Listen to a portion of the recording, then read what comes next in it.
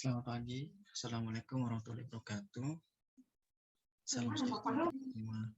Ya, Waalaikumsalam warahmatullahi wabarakatuh. mohon maaf mengganggu waktunya di hari Sabtunya kalian. Karena memang ini jam pengganti dikarenakan faktor libur kemarin ya. Oke. Ada yang tanyakan sebelum saya mulai?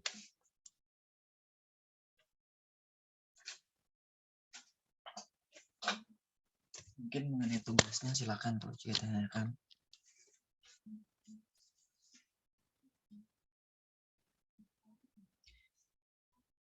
Oke, kalau tidak ada saya lanjut ke materi tentang konsep OOP atau konsep dari Object Oriented Programming itu sendiri di dalam pemrograman visual di bagian yang kedua. Jika minggu lalu adalah bagian pertama, di minggu ini adalah bagian kedua yang akan menjelaskan seperti apa konsep itu dari atau lanjutan dari Object Oriented Programming tersebut. Karena di dalam konsep Object Oriented Programming ada beberapa hal yang perlu dijelaskan. Ada beberapa materi atau slide yang perlu dijelaskan atau bagian seperti apa dalam membuat atau bahkan merancang di dalam Object Oriented Programming tersebut yang digunakan di dalam Visual Studio itu sendiri. Nah, ada namanya polymorphism. Kalau dikatakan sebagai polymorphism adalah yang berasal dari bahasa Yunani. Kenapa ini digunakan di dalam bagian subbab istilahnya? Karena polymorphism ini dikatakan sebagai yang mempunyai banyaknya bentuk. Berarti secara tidak langsung polymorphism tersebut lebih membahas kepada bentuknya, lebih membahas kepada bagian tentang bentuknya itu sendiri. Secara tidak langsung, konsep dari polymorphism inilah sebagai konsep yang ada di dalam bahasa pemrograman yang mempunyai arti bahwa sesuatu yang sama dapat memiliki bentuk yang berbeda-beda. Nah, kalau sudah bicara tentang sesuatu yang sama dapat memiliki bentuk yang berbeda-beda, berarti banyak hal yang dilakukan. Contoh misalkan, institut contohnya. Institut itu sama semua, sama pasti namanya institut. Kenapa bentuknya berbeda-beda? Ada yang namanya Institut Teknologi Tangerang Selatan. Ada yang namanya Institut Teknologi Surabaya. Sama membahas tentang teknologi, tapi lebih kepada lingkupnya tadi, lebih diperkecil. Misalkan seperti itu, institut itu banyak, atau bahkan di universitas itu banyak. Sesuatunya sama, tetapi bentuknya yang berbeda-beda. Maksud dan tujuannya pasti berbeda-beda. Itu bagian dari konsep tentang polymorphism ini. Jadi walaupun memiliki bentuknya, tetapi bisa berbeda-beda. Contoh misalkan lagi, bentuk tentang ruas bangun misalkan. Ada banyak hal. Bisa kalian gunakan persegi, persegi panjang, ya kan? Kemudian segitiga, atau bahkan jajaran genjang, atau layang-layang, atau apapun itu. Banyak sekali yang digunakan. Jadi bentuknya banyak. Banyak atau bermacam-macam bentuk yang bisa digunakan. Tetapi tetap satu, yaitu adalah tentang ruas bangun tersebut. Intinya cuma satu. Sama dari dua contoh ini, sebenarnya secara tidak langsung lebih kepada apa? Lebih kepada bentuknya yang digunakan. Karena walaupun sesuatu halnya sama, maksudnya adalah sama, pasti tujuannya berbeda-beda. Seperti itu. Entah tujuannya dari bentuk ini akan jadi apa. Maksudnya sama, tetap menjadi sebuah bentuk. Tapi bentuknya berbeda-beda, dia sudah melakukan arahnya kemana. Yang akan digunakan seperti apa. Itulah bentuk yang digunakan di dalam polymorphism ini. Di dalam sebuah konsepnya. Dapat dikatakan bahwa satu metode di dalam kelas tersebut hanya dapat mempunyai beberapa implementasi yang berbeda-beda. Satu metode di dalam sebuah kelas hanya mempunyai beberapa implementasi yang berbeda-beda. Berarti ketika sudah melakukan contoh teorinya adalah A misalkan. Kemudian ketika praktek, kemungkinan besar akan menjadi B. Kemungkinan besar akan menjadi C. Tidak hanya menjadi A saja. ketika implementasi tersebut adalah bentuk seperti apa gambarannya, seperti apa bentuknya yang dilakukan, seperti apa yang dikerjakan. Karena sudah bicara tentang implementasi yang dikerjakan atau bahkan yang dilakukan sebagai bagian dari polymer fusion ini. Secara tidak langsung memang kalau sudah bicara tentang bentuk, ya pasti nanti akan lebih kepada arahnya kemana, seperti apa. Contoh misalkan kalau dibuatnya adalah jari-jari, bisa saja jari-jari bentuknya adalah seperti roda, atau bahkan seperti bola, atau bahkan apa, banyak hal yang bentuknya seperti itu. Atau apa, misalkan persegi, bisa saja bentuknya adalah rumah, bisa saja bentuknya bangunan, bisa saja bentuknya gedung. Tinggal tergantung dari bagian saja. Dari situ kita bisa tahu ketika implementasi tersebut dari satu hal ternyata bisa dikembangkan menjadi beberapa hal yang bisa kita lakukan. Nah, tadi saya jelaskan mulai dari bentuknya jari-jari, kemudian bentuknya persegi, itu adalah bentuknya implementasinya.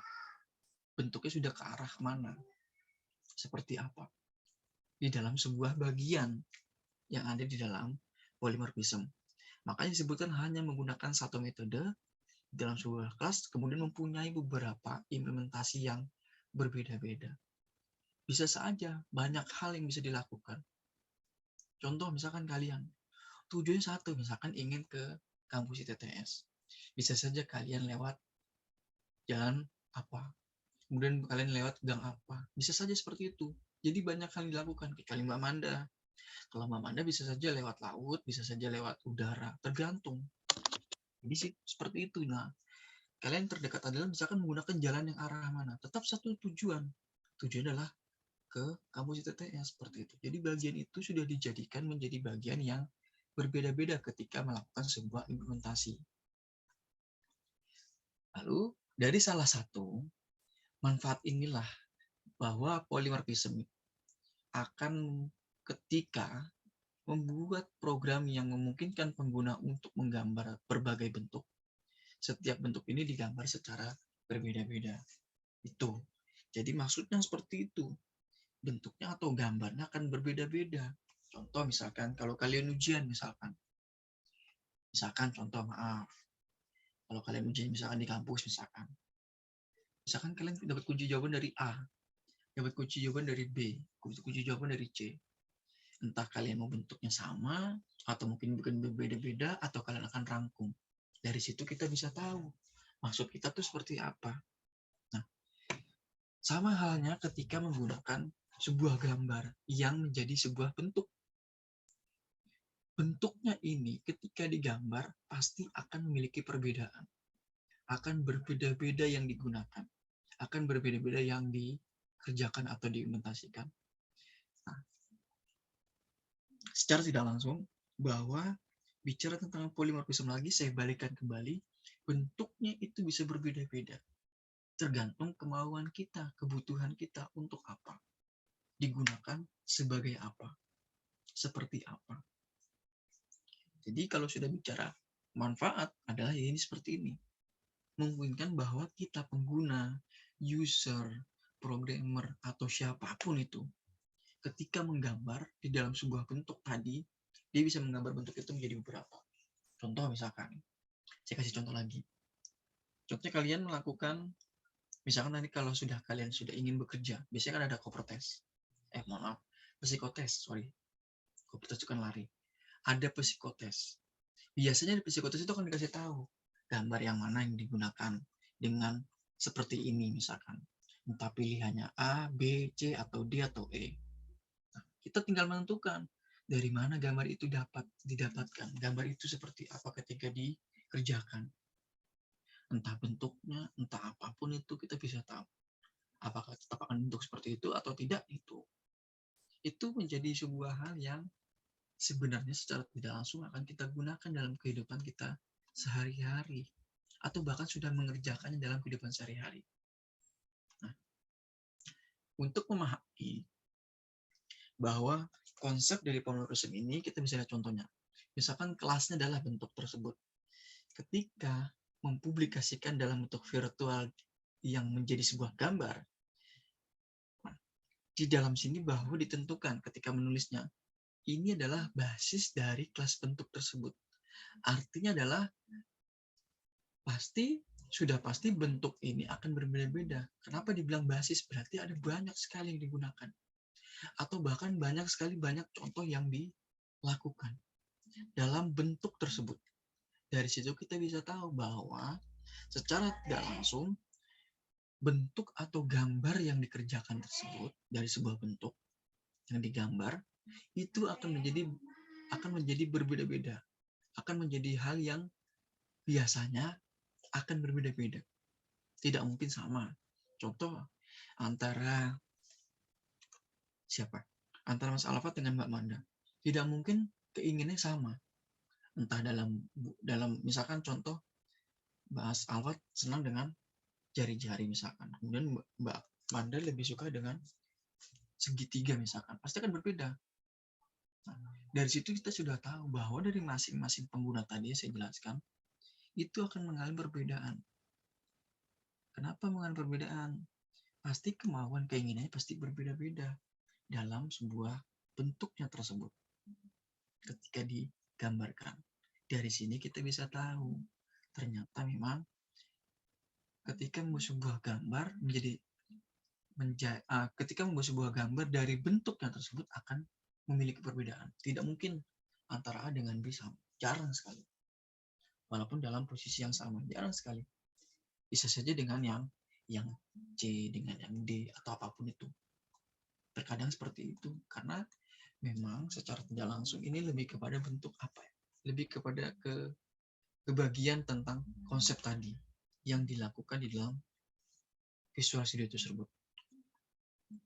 Kemudian polymorphism bisa diartikan menjadi satu bentuk yang akan memiliki banyak aksi. Kenapa? Yang tadi saya jelaskan, bentuknya satu, kemudian akan memiliki aksi banyak tersebut adalah di dalam penggambarannya. Seperti apa aksinya tersebut? Kalau sekarang itu dieksplor, menjadi banyak sekali yang digunakan. Apa yang akan digunakan? Seperti apa? Yang digunakan, yang digambarkan, yang dilakukan, yang dikerjakan, yang dibutuhkan pasti akan berbeda-beda. Itu akan menjadi sebuah bagian yang akan menjadi saling terkombinasi dari bentuk yang satu tersebut. Kemudian sekilas bahwa akan mirip dengan inheritance. Kenapa bicara tentang inheritance? Karena di dalam konsep polymorphism ini hampir sama atau hampir mirip dengan konsep yang ada di dalam inheritance tersebut. Tetapi di dalam konsep polymorphism ini, bahwa suatu objek itu bisa dilakukan dengan tindakan yang secara prinsip akan memiliki nilainya sama. Ketika satu objek tersebut dilakukan dengan tindakan yang secara prinsipnya sama, sedangkan ketika proses dan outputnya akan berbeda. Pasti seperti itu, akan berbeda secara proses maupun outputnya, secara tidak langsung. Dari sini kita bisa tahu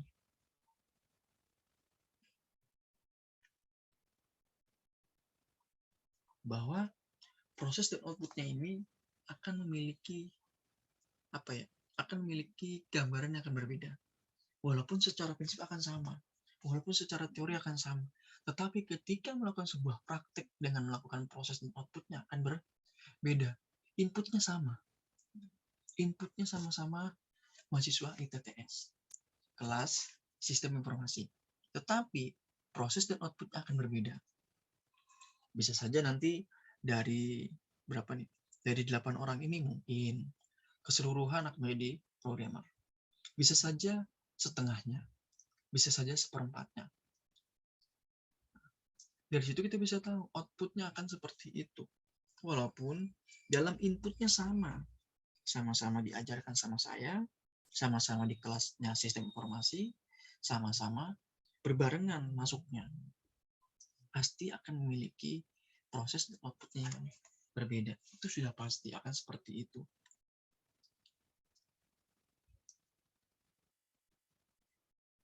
Polymorphism akan mengizinkan sebuah kelas induk atau kelas utamanya ketika mendefinisikan sebuah metode secara general, secara umum.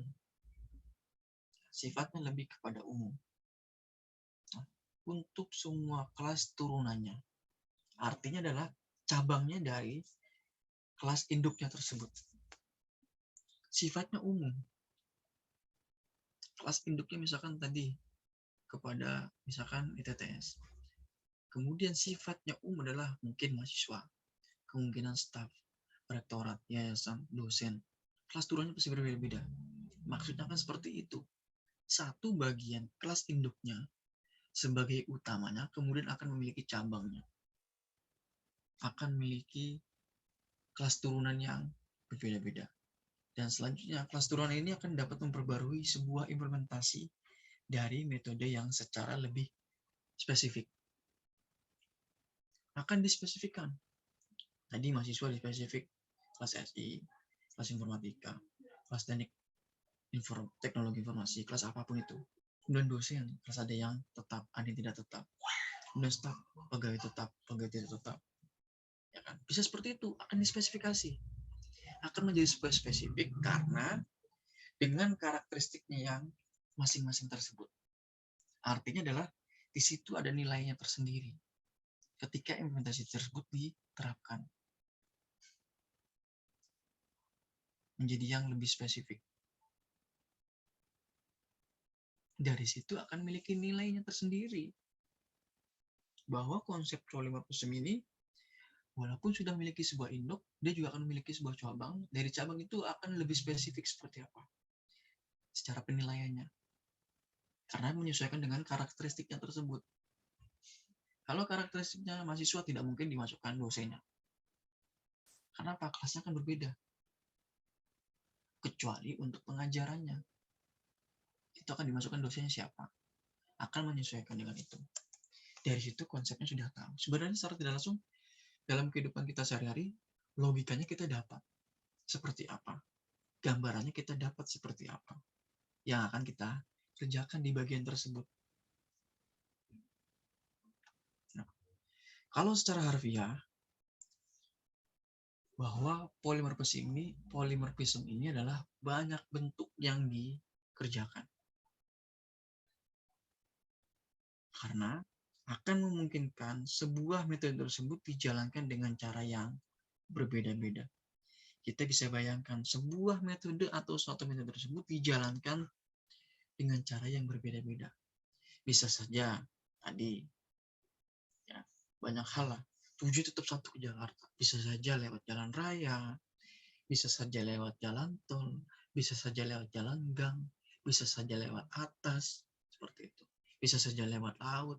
Banyak hal yang dilakukan, tapi caranya berbeda-beda yang dikerjakan. Tujuan satu sama, akan melakukan sebuah tujuan yang sudah pasti akan ke sini misalkan, atau akan ke sana, pasti akan memiliki jalan yang berbeda-beda. Karena cara inilah yang dilakukan bahwa polimorfisme itu pasti memiliki perbedaan masing-masing dalam sebuah bentuk itu sendiri. Makanya perlu dilakukan seperti itu. Perlu dikerjakan seperti itu. Sebentar.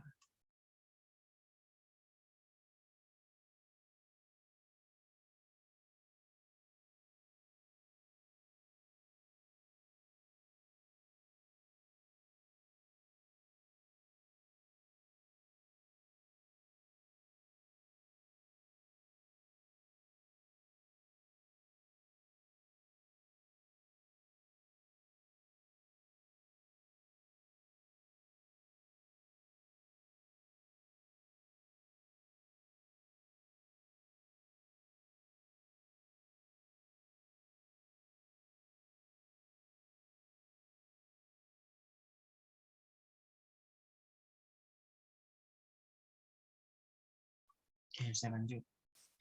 Di dalam polimorfisme dibagi menjadi dua bagian.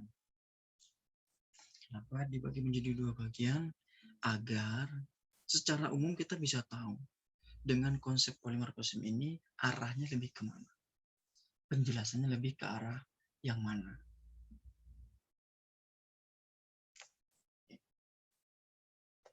Polymorphism dilakukan menjadi dua bagian.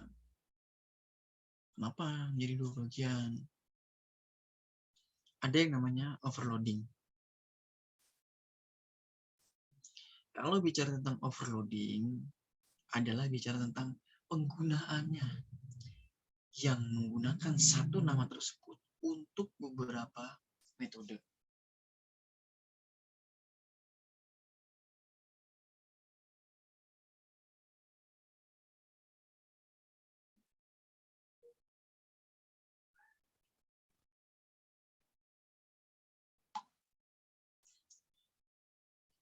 Dengan penggunaan satu nama tersebut, kita bisa tahu bahwa konsepnya ya tadi overloading. Karena di dalam overloading akan disyaratkan bahwa setiap metode tersebut dengan nama yang sama, artinya memiliki daftar argumen yang berbeda-beda. Dengan nama yang sama, ya, artinya juga menggunakan daftar argumen yang berbeda-beda. Contoh misalkan tadi, antara Mas Alfat ya dengan Mbak Amanda pasti memiliki argumen yang berbeda-beda tentang apa? Tentang mata kuliah ini, tentang jurusan ini, tentang kampus ini, ya seperti itu. Nah, kenapa bisa seperti itu? Karena tadi tidak mungkin, bukan tidak mungkin ya, apa ya? Kemungkinan besar secara tidak langsung ada yang sama dalam sebuah argumen. Di dalam sebuah contoh misalkan ada lomba debat antar mahasiswa misalkan. Pasti ada argumen yang sama dengan konsep yang A. Bisa saja ada lagi yang berbeda dengan konsep yang B. Karena dalam setiap argumen, dalam setiap pembicaraan, dalam setiap diskusi pasti ada saja seperti itu. Tidak pasti akan sama semuanya. Bisa saja ada yang pro, bisa saja ada yang kontra. Dari situ kita bisa tahu antara yang pro adalah apa, antara yang kontra adalah apa. Nah, inilah yang digunakan di dalam proses overloading. Nah, kemudian metodenya akan dieksekusi tergantung dari cara dia memanggil metodenya tersebut. Tadi misalkan, kalau metodenya dipanggil dengan cara menggunakan pengeras suara, misalkan seperti itu, bisa saja seperti itu. Atau bahkan metodenya misalkan dipanggil dengan cara yang berbeda, misalkan dipanggil secara langsung. Atau apapun itu bisa saja seperti itu. Karena setiap bagian di dalam prosesnya ini pasti akan memiliki perbedaan. Itulah yang dilakukan di dalam ketika eksekusi tersebut dikerjakan. Ketika eksekusi tersebut akan dipanggil seperti apa. Berarti metodenya akan berbeda-beda dengan cara pemanggilannya tersebut. Tidak mungkin metode A dengan metode B akan sama. Bisa saja berbeda. Atau A dengan C bisa saja sama. Nah, itu semua tergantung dari bagian ketika memanggilnya tersebut. Kemudian yang namanya overreading. Kalau overreading, lebih kepada penggunaan satu nama tersebut, yaitu dengan menggunakan metode yang sama, pasti akan memiliki nama metode yang ada pada dalam kelas induknya. Artinya akan memiliki kesamaan. Satu nama itu tersebut digunakan dengan nama metode yang ada di dalam sebuah kelas induknya tersebut. Artinya akan sama. Seperti itu konsepnya yang dilakukan.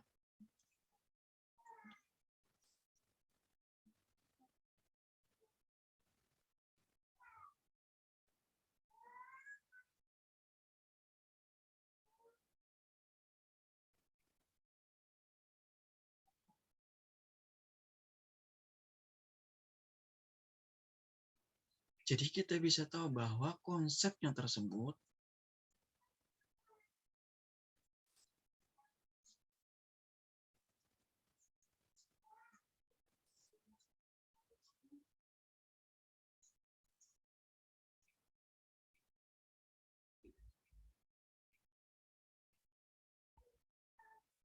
bahwa konsep dari everything, bahwa konsep dari overloading pasti akan berbeda-beda. Walaupun sama induknya adalah polymorphism tersebut. tetapi secara penggunaan namanya pasti berbeda dalam setiap jenisnya tersebut. Kemudian, penjelasan tentang overloading. Overloading lebih kepada bentuk misalkan contoh sebuah kelas tentang segitiga. Nah, pasti di dalam sebuah kelas segitiga yang dikerjakan adalah menghitung luas dari segitiganya tersebut. Itu dengan menggunakan rumusnya adalah alas dengan tingginya tersebut. Ketika kita menghitung sebuah alas segitiga, sebuah luas segitiga tersebut, yang digunakan adalah alas dan tingginya tersebut. Kenapa? Karena menggunakan bagian dengan proses yang menggunakan dengan hitung luasnya tersebut. Kecuali ketika kita menggunakan luas segitiga tersebut dihitung ketiga-tiganya sisinya. Artinya ada sisi yang A, sisi yang B, ada sisi yang C. Kemudian dibagi menjadi dua. Kenapa dibagi menjadi tiga? Karena tetap sama konsepnya. Bahwa dengan menggunakan sisi tersebut berarti dihitung seperti apa. Karena tetap tidak mungkin menggunakan tiga bagi, tetap hitungnya adalah tiga bagian, tetapi tetap dibagi menjadi dua. Karena apa? Nilainya tersebut adalah sama. Nilai tersebut adalah sisinya akan sama. Tidak mungkin sisi yang A tingginya misalkan tadi 10. Kemudian sisi yang B bisa saja tingginya 12. Bisa saja sisi yang C bisa saja tinggi garisnya adalah kalau dihitung adalah 15. Berarti kan tidak sesuai. Walaupun sama konsepnya segitiga juga. Pasti akan miring-miring. Pasti akan tidak sesuai. Biasanya seperti itu. Kalau segitiga lebih kepada bentuknya sama. Hitungannya akan sama dengan konsep yang ada tersebut. Itulah yang dilakukan di dalam ketika proses loading tersebut dikerjakan. Ya, tadi dijelaskan bahwa penggunanya tersebut akan memiliki satu metode tersebut yang sama. Metodenya akan tetap sama dengan prosesnya tersebut.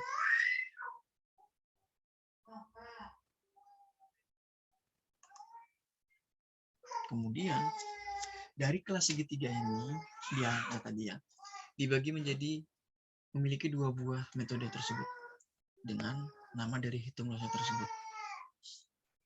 Kenapa dari dari kelas segitiga ini dilakukan dengan dua metode tersebut?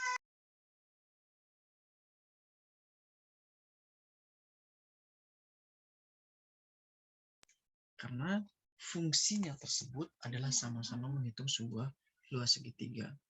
Nanti saya jelaskan. Tetap sama-sama menggunakan atau menghitung sebuah luas dari segitiga tersebut. Artinya kan sama dengan konsepnya tersebut.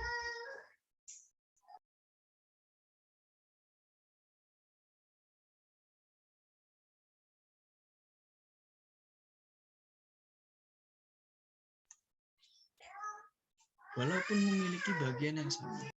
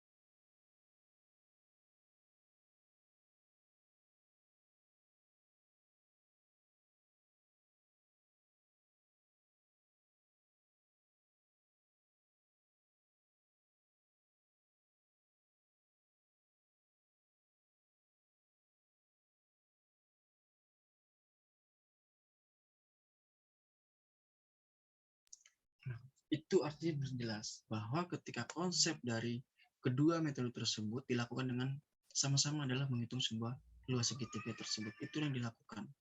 Itulah yang dikerjakan di dalam konsepnya tersebut. Nah, kemudian secara tidak langsung bahwa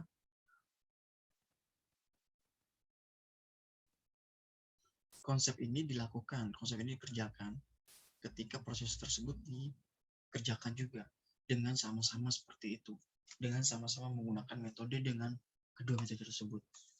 Bisa saja tadi menghitung luas segitiga, bisa saja menghitung sisi dari segitiganya tersebut. Nah, kemudian ada beberapa cara ketika menghitung untuk segitiga tersebut. Kenapa? Karena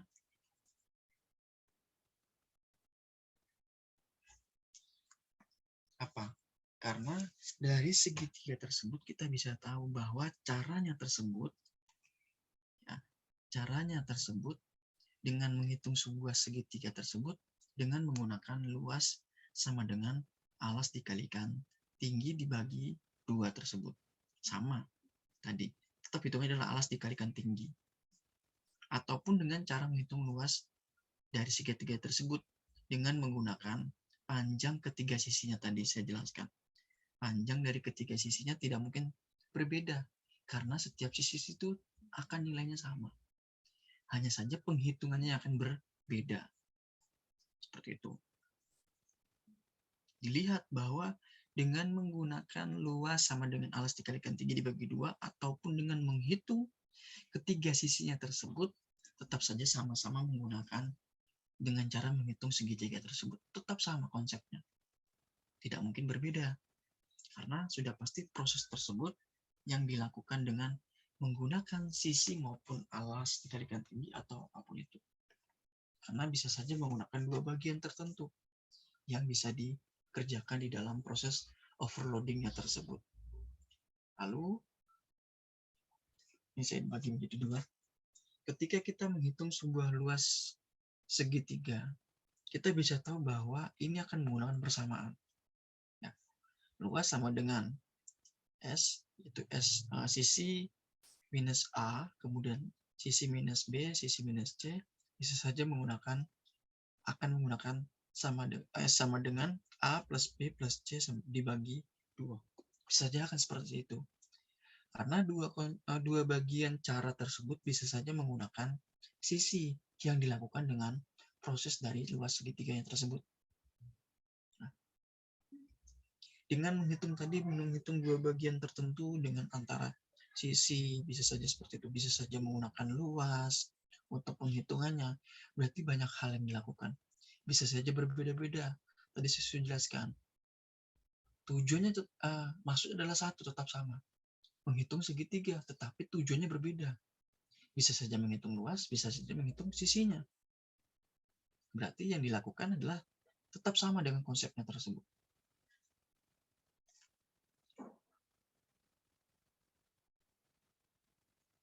Kemudian, dengan demikian, bahwa akan terdapat dua buah metode yang namanya sama. Tetapi akan memiliki implementasi yang berbeda-beda. Dua metodenya akan sama, tetapi implementasinya akan berbeda-beda. Artinya seperti itu. Jadi, dua metodenya sama nih, sama-sama menghitung satu luas, satu sisi. Metodenya sama, tetapi ketika implementasinya akan berbeda. Kenapa bilang seperti itu? Jelas.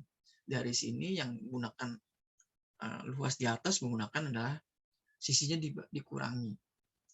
Sedangkan yang di bawah adalah lebih sisinya kepada penambahan. Prosesnya akan berbeda. Di atas tidak menggunakan pembagian, di bawah menggunakan pembagian. Walaupun memiliki metode yang berbeda, nanti pasti akan menentukan bahwa akan menggunakan metode yang mana ketika dijalankan nantinya. Bisa menggunakan atas atau bisa menggunakan yang bawah. Semua ini tergantung dari sebuah parameternya yang akan kita gunakan nantinya.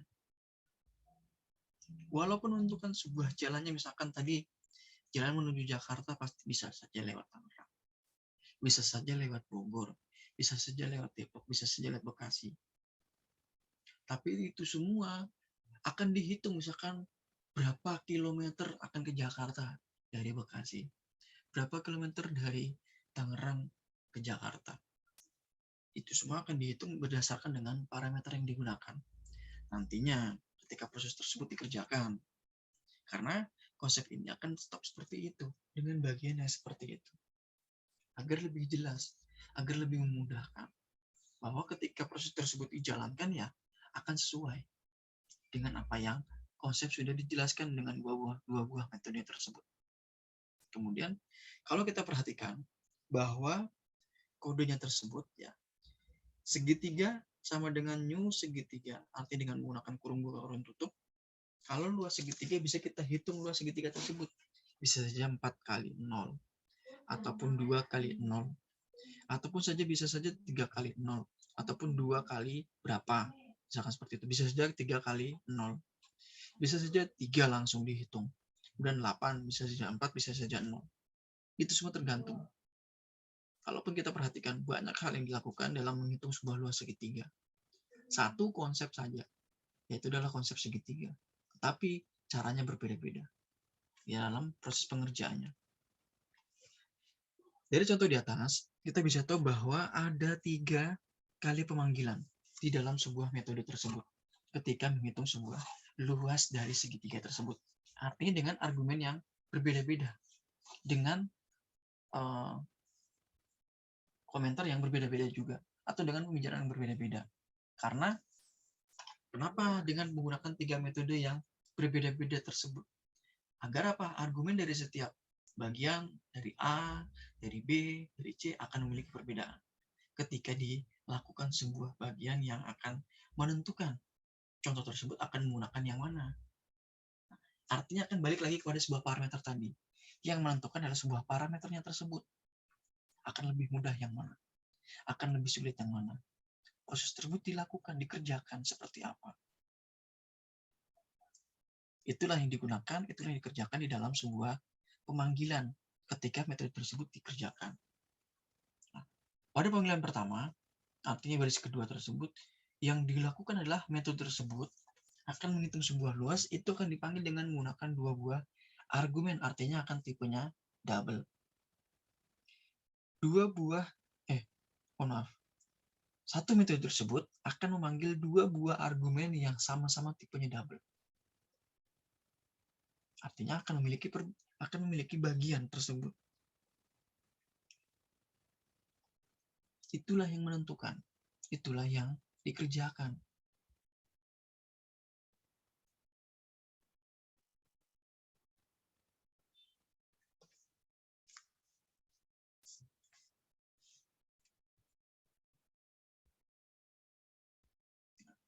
Kemudian, secara otomatis, bahwa metodenya tersebut dengan menghitung sebuah luas segitiga tersebut, yang pertama ini akan dijalankan. Artinya adalah metode yang menghitung luas dengan menggunakan alas dan tinggi tersebut, pada saat pemanggilan, metode hitung luas tersebut akan balik kepada baris yang ketiga atau yang kedua. Karena metode ini akan dipanggil menggunakan 3 buah argumen tersebut.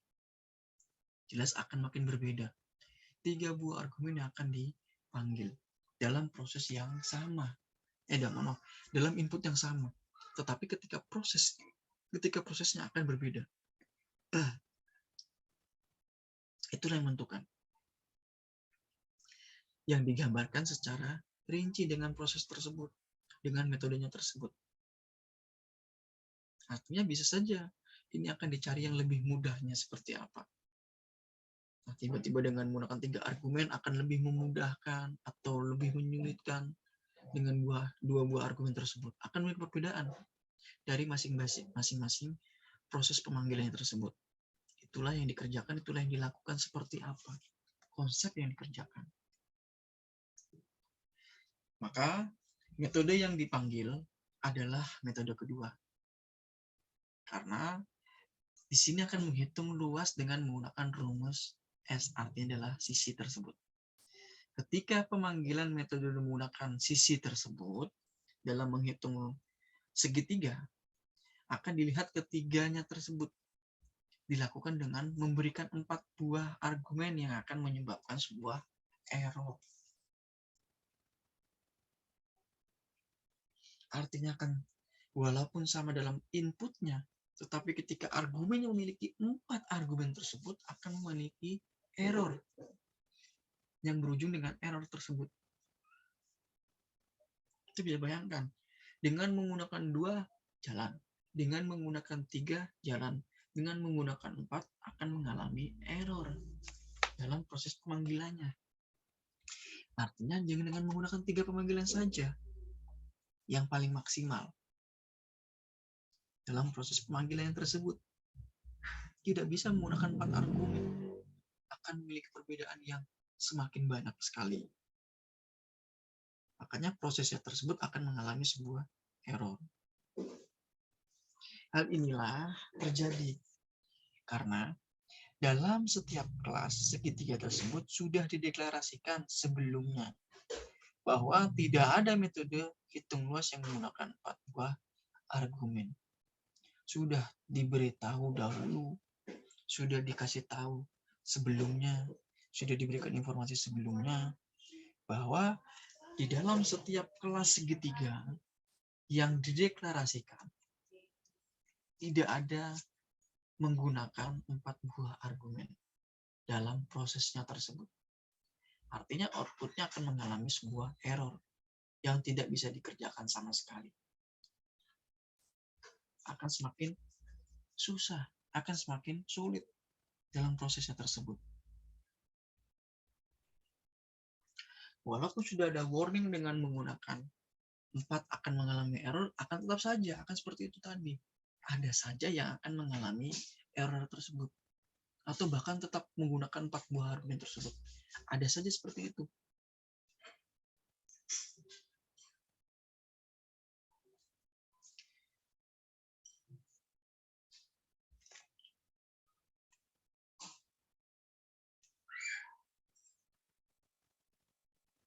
Walaupun memang memiliki perbedaan, walaupun memang memiliki bagian di dalam prosesnya tersebut, pasti akan tetap sama. Bahwa prosesnya tersebut dengan menggunakan 3 buah argumen akan mengalami error. Kalau misalkan menggunakan 4 akan seperti apa? Akan tetap error tadi. Tidak mungkin proses tersebut akan dilakukan. Tetap akan menggunakan di bawah dari 4 argumen tersebut. Artinya bisa saja 2, bisa saja 3, tetapi 3 tersebut adalah maksimal di dalam sebuah argumen. Kemudian pemanggilannya pun dengan menggunakan metode overloading. Ini semua tergantung kepada sebuah argumen yang ketika diberikan terhadap metodenya tersebut. Ini semua tergantung. Kalau menggunakan overloading tetap semuanya tergantung. Tergantung dengan siapa? Dengan argumen, dengan metode overloading tersebut. Tergantung dari itu. Apakah dia akan tetap memberikan argumen dengan metode tersebut atau bagaimana? Tidak hanya memperhatikan bahwa jumlah argumen yang diberikan tersebut, tetapi juga lebih kepada tipe data dari argumen tersebut. Dilihat berapa banyaknya data yang digunakan, berapa banyaknya data yang dilakukan untuk bisa diberikan, untuk bisa dikasih tahu, untuk bisa diberikan informasi. Seperti apa? Kita lihat tipe datanya. Kalau misalkan tipe datanya misalkan salah, misalkan seperti itu, ada kesalahan, akan mengalami error juga, walaupun tetap sama dalam bagian tersebut. Itu dilakukan. Agar apa? Agar argumen tersebut sesuai, baik jumlahnya dengan datanya tersebut. Tidak malah timpang. Datanya misalkan 100, kemudian argumennya hanya 99. Ya harus disamakan, tetap menggunakan 100 argumen tersebut. Agar apa? Agar menjadi balance. Agar sama proses tersebut dilakukan, outputnya tersebut juga dilakukan. Seperti apa? Jadi bisa tahu gambarannya dengan prosesnya tersebut. Seperti apa? Itulah yang menjadikan bahwa proses dari overloading, walaupun tidak menggunakan 4 buah argumen, tetap akan menggunakan maksimal 3 buah argumen tersebut, tetapi itu semua akan tergantung. Ketergantungan kepada argumen yang akan diberikan kepada sebuah metode tersebut. Nah, itu semua bergantung dengan itu. Makanya yang perlu diperhatikan di sini adalah kepada tipe datanya. Tidak hanya kepada jumlahnya saja, tetapi kepada tipe datanya. Kalau jumlahnya 100 ya sudah otomatis tipe datanya juga harus 100. Tidak mungkin tipe datanya malah 2 kali lipatnya. Berarti ada jumlah yang salah di situ. Ada proses yang salah dikerjakan di situ. Sebelum saya lanjut ke overreading, silakan mungkin yang tanyakan atau mungkin masih bingung.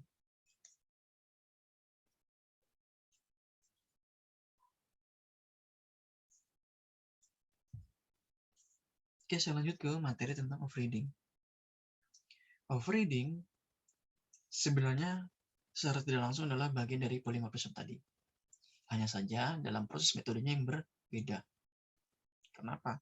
Yang kita bentuk di sini adalah seperti overreading tersebut. Contoh misalkan melihat bahwa kelas dari lingkaran.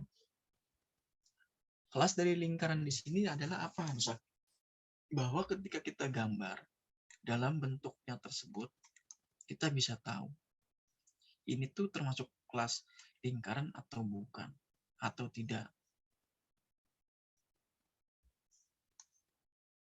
Kenapa bisa seperti itu? Kita bisa tahu lingkaran itu ya bentuknya adalah bulat. Nah, kita gambarkan dahulu bentuknya lingkaran tersebut. Seperti apa? Tidak mungkin lingkaran bentuknya bulat tetapi miring-miring misalkan. Atau ada tidak balance misalkan atas bawahnya atau kanan kirinya. Ataupun bisa saja kita membentuk tentang persegi. Kenapa bicara tentang persegi? Artinya kita bisa menggambar.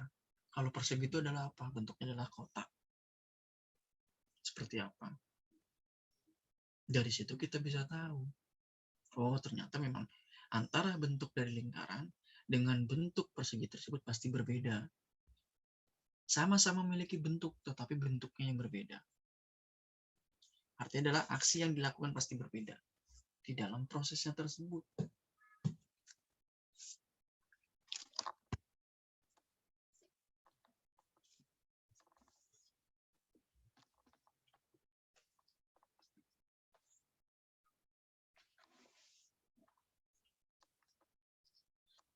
Walaupun sama-sama memiliki bentuk, tetapi ketika prosesnya tersebut berbeda, sudah pasti akan memiliki bagian tersendiri tadi.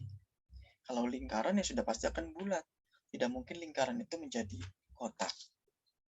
Tetap proses tersebut akan sama. Proses adalah menjadi sebuah bentuk ketika digambar tersebut. Lalu, di dalam proses overreading, ada juga yang bicarakan tentang metodenya virtual. Kenapa bicara tentang metode virtual?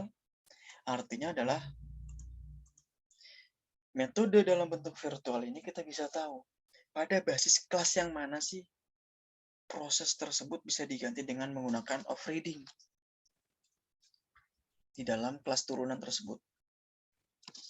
Pada basis yang mana bisa dilihat atau bisa diganti dengan bagian kelas turunan dari overreading tersebut. Nah, dengan demikian bahwa kelas lingkaran ataupun kelas persegi kita bisa tahu dengan menggunakan metode yang mana. Contoh misalkan statistik dari bagian utamanya. Yang dilihat adalah string sebagai sebuah argumen. Yang pertama adalah bentuk pertama tadi adalah lingkaran. Kalau bentuk lingkaran sudah pasti akan bentuknya bulat. Tidak mungkin yang lain. Sudah pasti akan seperti itu. Nah, kemudian di dalam bentuk yang P atau yang kedua, dilihat bahwa ini adalah persegi. Bentuknya persegi ketika digambarkan akan seperti apa. Tidak mungkin persegi bentuknya adalah jenjang-jenjang atau layang-layang atau apapun itu. Ketupat, belah ketupat atau apapun. Sudah pasti bahwa bentuk persegi adalah bentuk kotak. Seperti apa? Di situ kita jelas, di situ kita bisa tahu bahwa prosesnya saja sudah berbeda. Tidak mungkin sama. Sudah pasti akan hitung-hitungannya akan berbeda juga.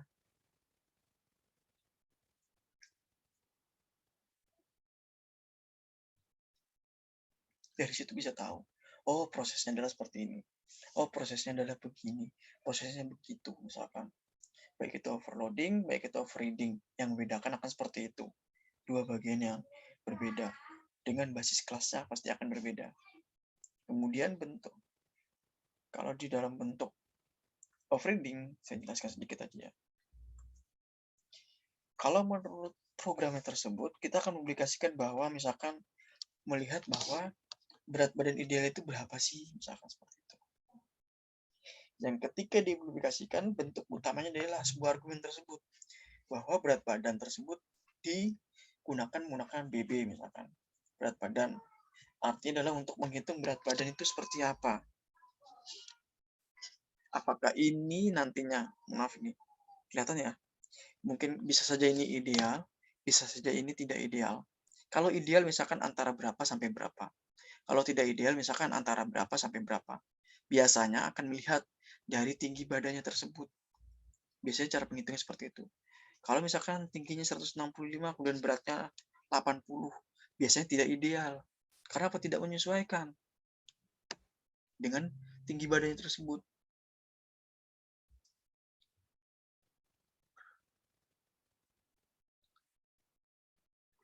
Itu semua kita bisa tahu. Oh, bentuk ideal itu seperti ini. Tidak ideal itu seperti ini. Kita bisa tahu. Ya, dengan nilai berapa idealnya tersebut, antara berapa sampai berapa. Kalau misalkan tidak ideal, antara berapa sampai berapa. Itu bisa menggunakan tinggi badan sebagai bagian yang ketika di-input akan menyesuaikan. Tinggi badannya misalkan 165, kemudian beratnya sampai 100, ya tidak ideal. Perlu dilihat lagi, perlu ditinggikan kembali. Terkadang memang manusia ada yang seperti itu ya. Tidak mungkin. Kalau sudah besar biasanya jarang untuk akan tingginya akan bertambah, jarang sekali. Tapi kalau anak kecil dia akan melihat nilainya. Semakin tinggi dia akan seperti itu, dia akan terus proses. Karena kecil itu, anak kecil atau balita biasanya ada proses yang dilakukan, proses yang dikerjakan seperti apa. Agar apa? Menyesuaikan dengan tinggi badan, dengan berat badan tersebut.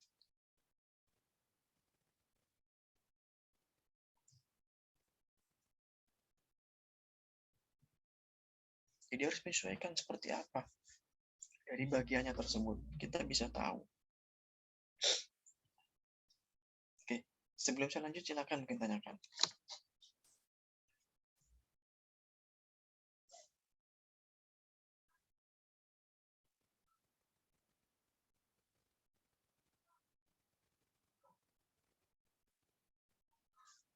Oke, lanjut ke konstruktor.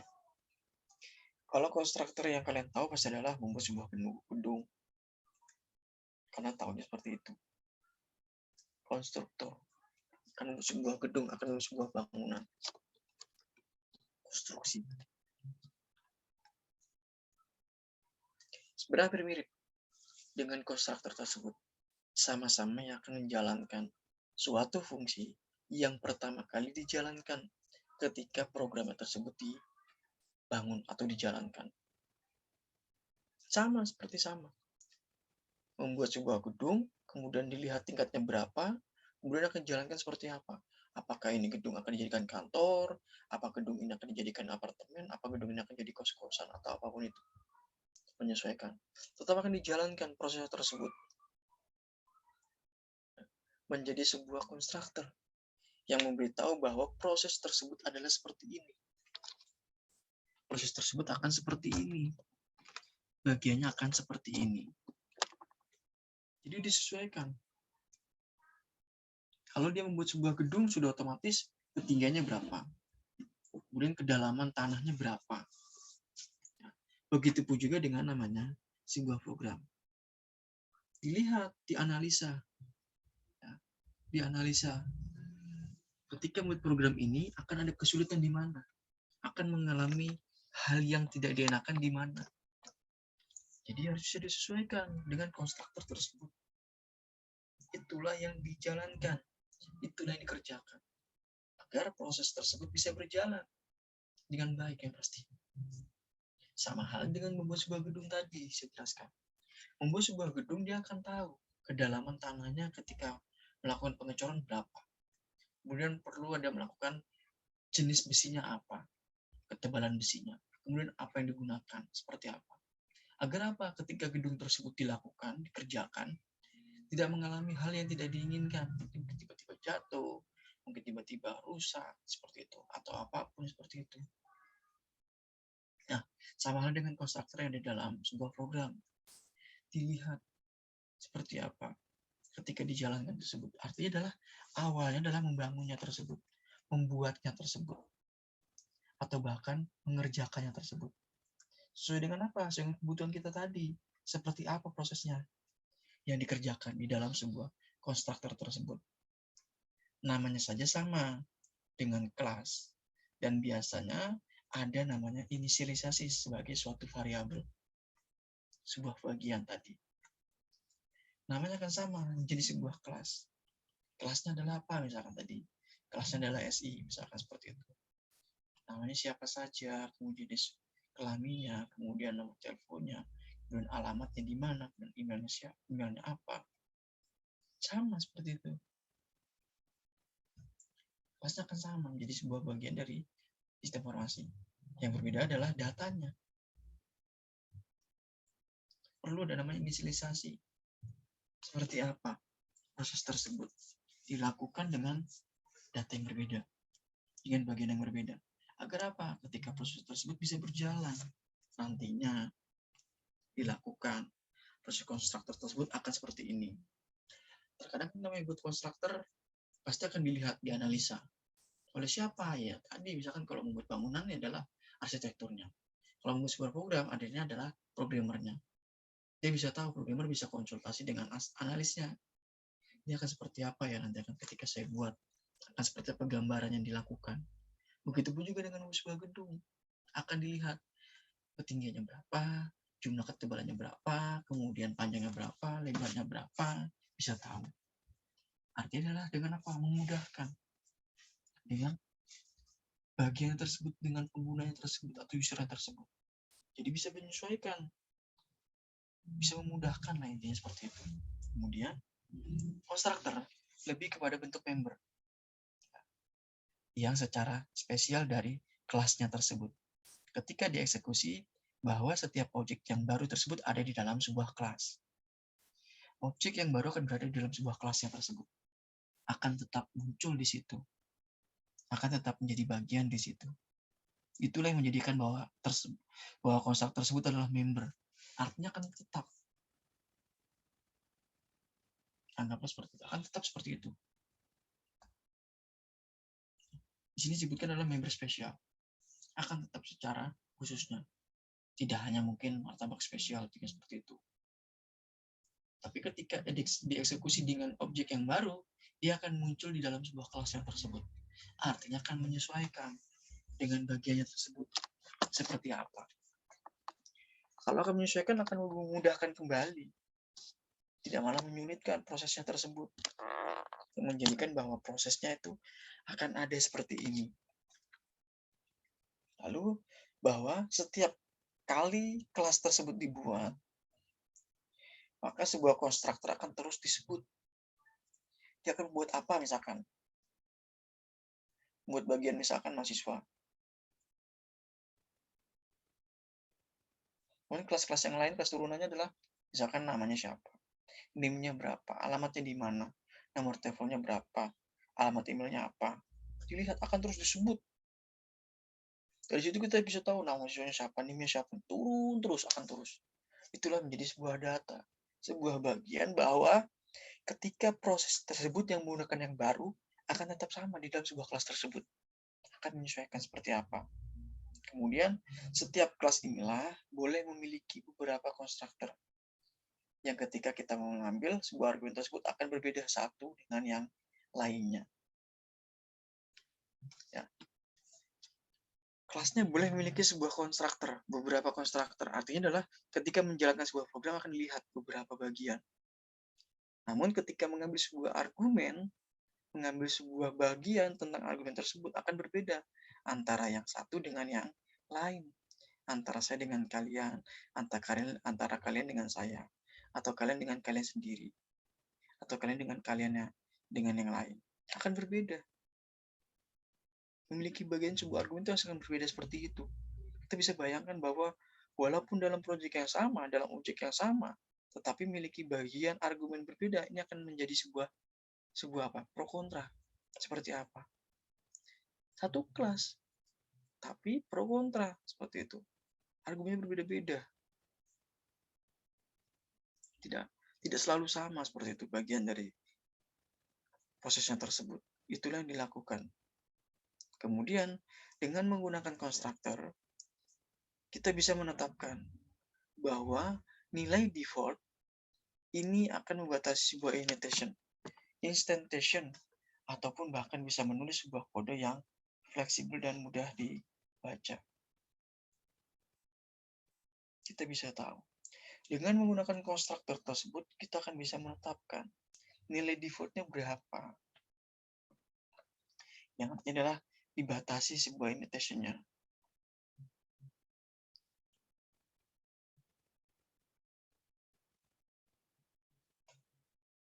Ataupun ketika menulis sebuah kode tersebut, bisa lebih fleksibel atau lebih mudah ketika dikerjakan.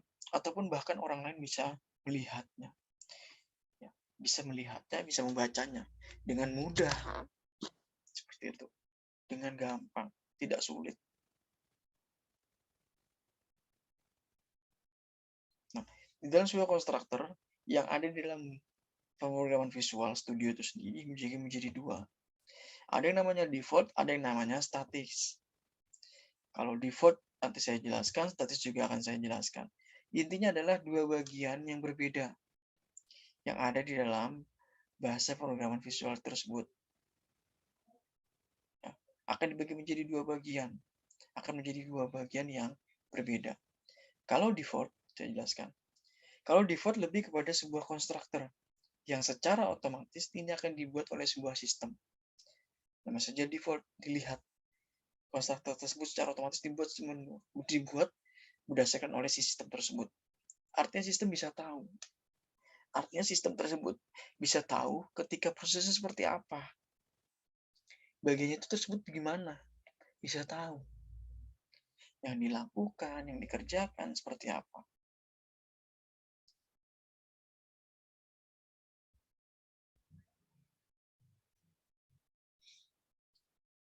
Ketika dalam sebuah objek, nah, jadi bisa tahu secara otomatis di dalam sebuah sistem tersebut ketika sebuah objek. Artinya adalah objek yang baru.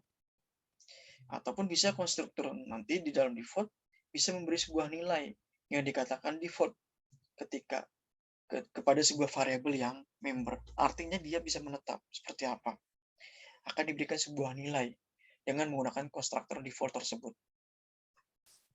Konstruktor dibuat secara otomatis oleh sistem, kemudian dia bisa tahu bahwa ini adalah objek yang baru. Lalu kemudian nilai, berapa nilai tersebut, berapa bagian tersebut, agar prosesnya bisa tahu, oh ternyata dengan menggunakan konstruktor default akan seperti ini.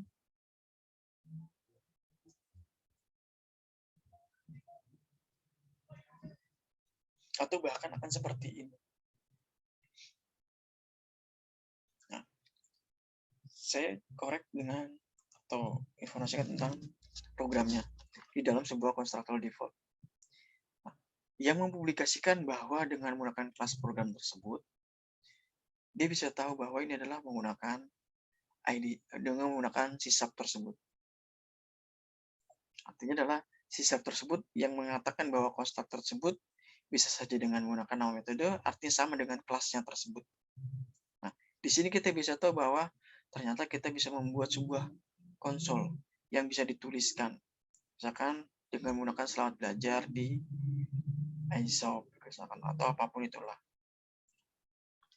Sysub inilah bisa saja yang terdahulu, ataupun bisa saja menggunakan sysub yang baru, yang bisa menggunakan hal tersebut di dalam konstruktor default. Di dalam konstruktor default akan menyesuaikan seperti apa. Itulah yang dilakukan. Bagaimana proses tersebut dengan menggunakan default? Apakah akan seperti ini, atau bagaimana seperti itu? Nah, di dalam konstruktor default tidak memiliki sebuah parameter.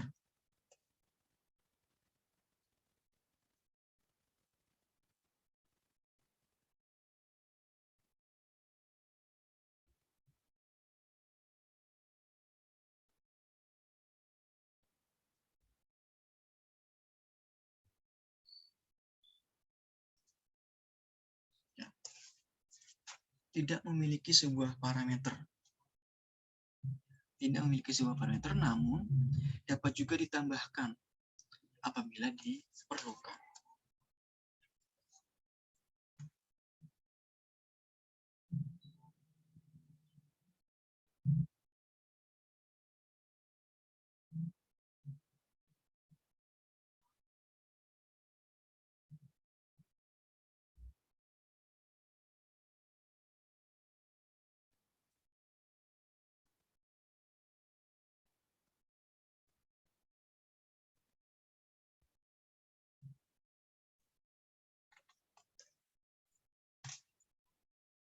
Tidak memiliki sebuah parameter, tapi ketika kita butuhkan atau ingin ditambahkan, itu dimasukkan saja. Ketika diperlukan saja. Artinya tidak bersifat kepada sebuah lebih kepada sifat fleksibel. Bisa digunakan ketika diperlukan saja, atau bisa ditambahkan ketika diperlukan. Nah, kalau dalam sebuah implementasi, dalam sebuah default, dilihat bahwa constructor default ini di dalam menggunakan implementasi secara sederhana akan lebih memudahkan dengan menggunakan kode kelasnya tersebut. Misalkan menggunakan sysub tersebut adalah menggunakan kelas program. Artinya adalah bentuknya bisa integer jumlah, bisa string nama, ataupun ataupun yang menggunakan sebuah bagian tentang bakso misalkan. Misalkan nama baksonya apa misalkan atau jenis baksonya apa. Lebih kepada makanan ya, misalkan seperti itu. Dilihat jumlahnya berapa. Kemudian string namanya apa. Bakso besar atau bakso kecil atau bakso mercon atau apapun itu. Biasanya kan terkadang ada nama-namanya tersendiri yang bisa kita tahu bahwa dengan menggunakan hal tersebut ternyata juga bisa dilakukan di dalam sebuah constructor default tersebut yang memudahkan dengan prosesnya tadi.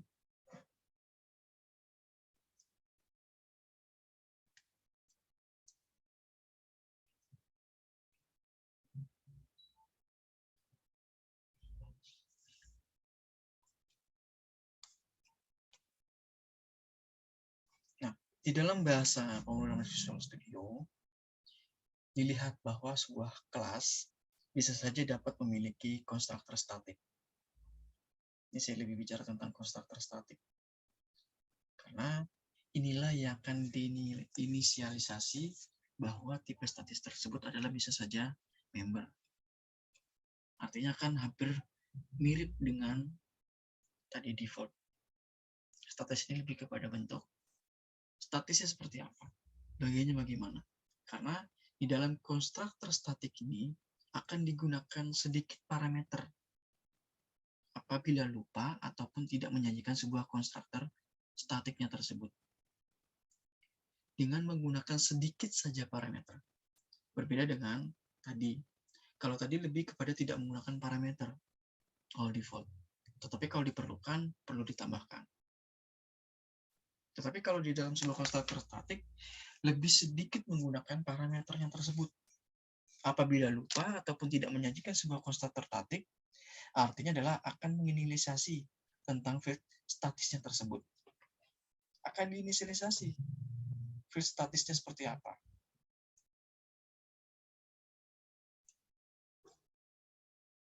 Maka di dalam sysub, ini akan menyajikan secara otomatis tentang konstruktor static default tersebut. Bisa menggunakan dua bagian, seperti itu artinya.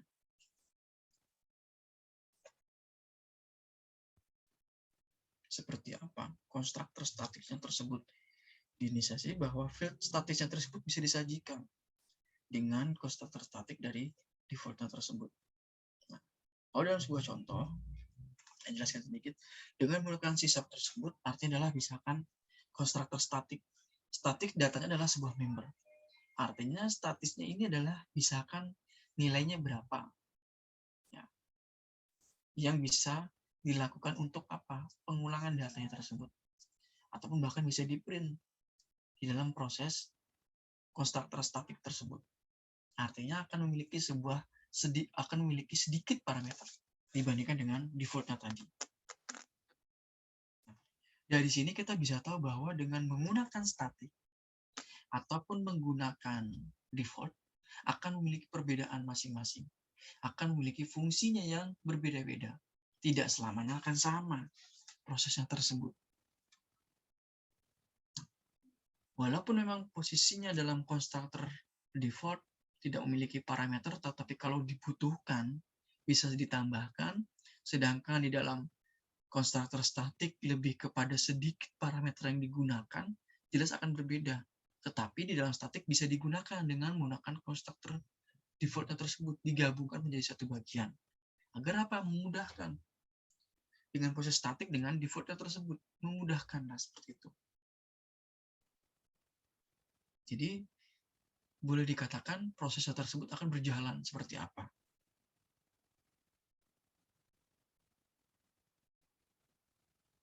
Oke. Sebelum saya lanjut ke destruktor, silakan mungkin tanyakan. Kalau tidak ditanyakan, sebentar ya, saya ke kamar mandi dulu ya. Baik, Pak.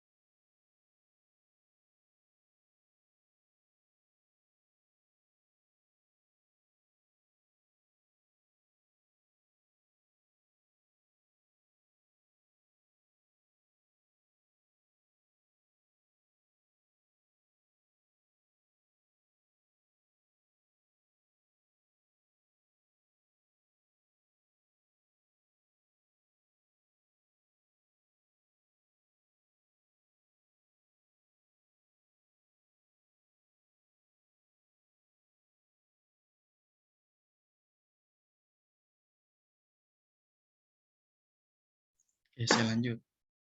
Mengenai destruktor.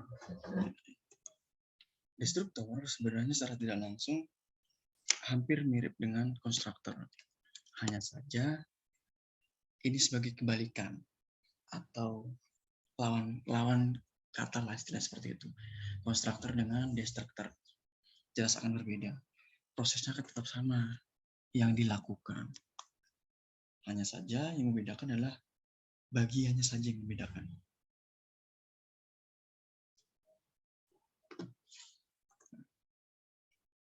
Destruktor lebih kepada kebalikan dari konstruktor. Sebenarnya sama ada di dalam Visual Studio tersebut.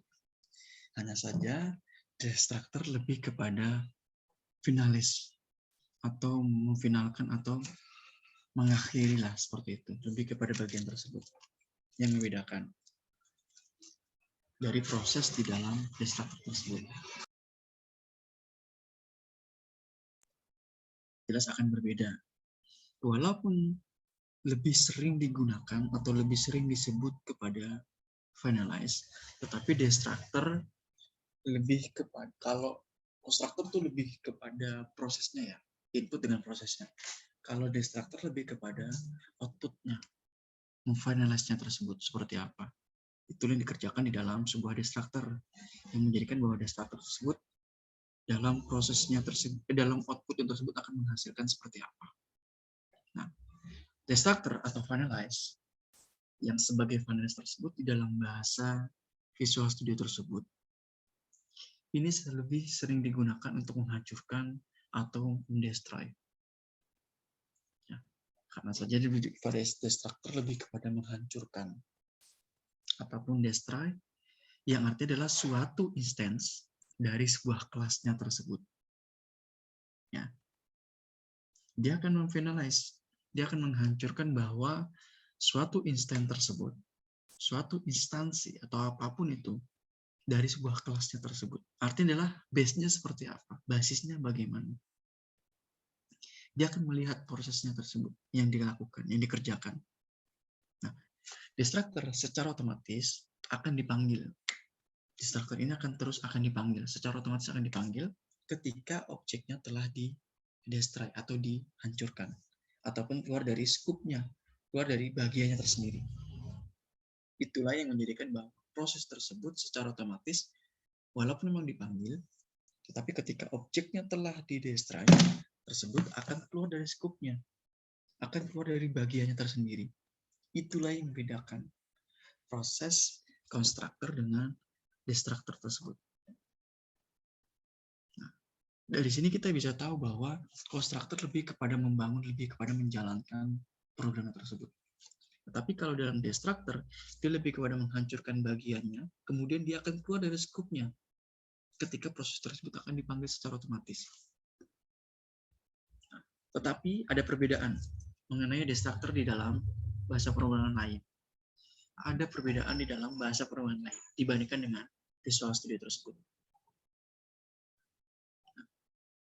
Pada bahasa Visual Studio, arti tidak dapat dipanggil menggunakan destruktor tersebut. Kenapa? Nah, kenapa tidak bisa dipanggil dengan proses destruktor tersebut?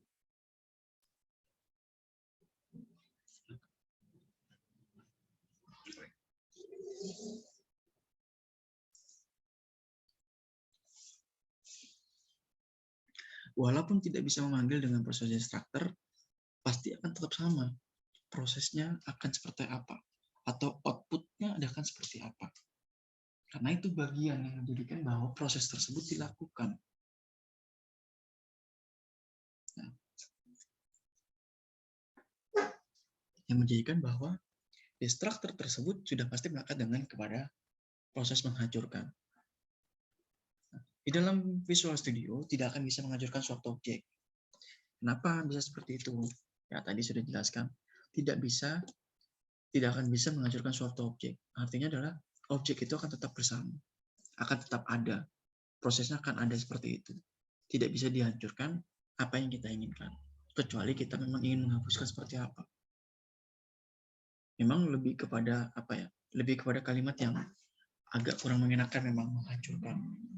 Tetapi memang itu sebenarnya lebih kepada menghapus seperti itu. Anggaplah seperti itu. Tidak lagi bicara tentang menghancurkan karena memang dari kalimatnya agak lumayan kurang mengenakan. Tetap sama dengan menghapus seperti itu suatu objeknya. Misalkan contoh objeknya tersebut tidak digunakan kembali atau mungkin membuat laptop kalian tidak kuat. Prosesnya pasti akan berbeda. Jadi siapapun yang akan bertanggung jawab ya yang akan mengontrol sebuah destructor tersebut di dalam sysubnya atau dikenal dengan nama .NET Framework Garbage Collector. Dia akan melihat, dia akan bertanggung jawab bahwa proses tersebut akan dikontrol destructor. Artinya adalah ketika proses tersebut dilakukan untuk penghancuran atau bahkan menghancurkan proses suatu objek tersebut, si .NET Framework Garbage Collector tersebut dia akan mengontrol proses destructor tersebut seperti apa. Tidak mungkin tiba-tiba langsung dihancurkan secara demikian rupa. Ataupun tiba-tiba dihancurkan secara langsung seperti apa. Ada proses yang dilakukan.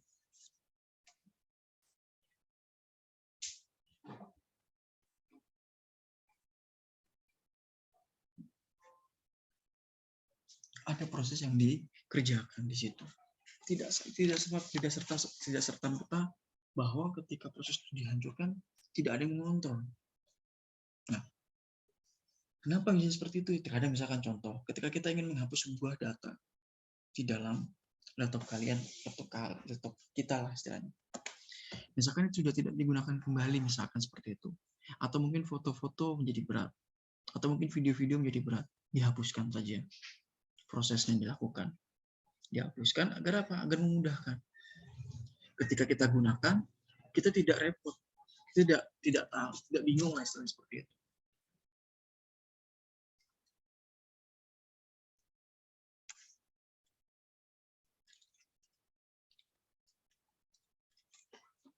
Nah, walaupun memang dikontrol secara langsung, proses tersebut dia akan tetap tahu ada di mana. Begitupun juga dengan kita. Ketika kita menghapus sebuah bagian, misalkan foto, misalkan video, misalkan seperti itu, atau apapun, pasti masuk kepada sebuah recycle bin. Itulah yang mengontrol. Artinya dia sebagai penempatan terakhir. Apakah ini akan dihapuskan secara permanen atau tidak, atau akan jadi taruh seperti itu saja. Itulah yang mengontrol di dalam bagian tersebut. Nah, berbeda dengan menggunakan smartphone kita. Pasti akan berbeda. Kalau smartphone kita ketika kita hapuskan, dia akan hilang begitu saja. Kalau data tersebut, misalkan contoh, kalau dalam handphone, biasanya ada namanya delete filesnya. Dia akan muncul di situ. Kalau kita hapuskan, biasanya 30 hari dia akan terhapuskan. Artinya adalah apa? Menunggu dulu. Dia mengontrol apakah ini akan dihapuskan sama orang yang menggunakan atau penggunanya, atau akan tetap seperti itu saja. Dia menunggu selama 30 hari. Kalau tidak dihapuskan, selama 30 hari sama kita, secara otomatis akan dihapuskan. Tetapi kalau dia tiba-tiba kita butuh kembali, kita kemudian restore kembali, artinya mengembalikan kembali, dia akan muncul seperti apa prosesnya. Akan tetap sama. Itulah yang dilakukan sebuah destructor. Menjadikan bahwa dia harus dikontrol. Tidak serta-merta ketika objek tersebut dihancurkan, tiba-tiba tidak mengontrol seperti apa prosesnya.